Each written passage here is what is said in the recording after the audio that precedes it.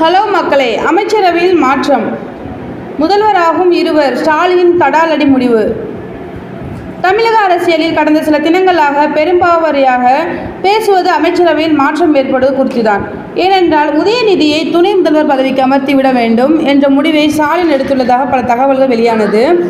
இது குறித்து பேச்சுவார்த்தை நடத்துவதற்காக ரகசிய ஆலோசனை கூட்டமும் அவரது இல்லத்தில் நடந்தது.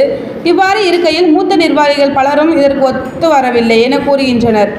கட்சியில் பல ஆண்டு காலமாக உழைத்து அதே பதவியில் இருக்கும் நபர்கள் உதயநிதி துணை முதல்வர் பதவியினால் அதிருப்தியில் உள்ளதாக கூறுகின்றனர்.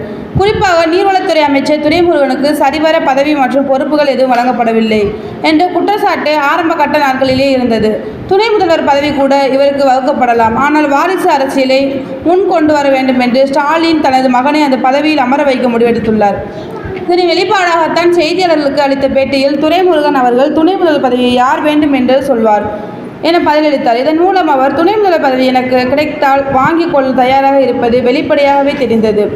இதனால் முதல்வர் துணை முதல்வர் பதவிக்கு இருவரை நியமிக்கலாம் என்று அதில் நீர்வளத்துறை அமைச்சராக இருக்கும் துரைமுருகன் இருக்க அதிக வாய்ப்புள்ளதாகவும் தகவல்கள் வெளியாகி உள்ளது.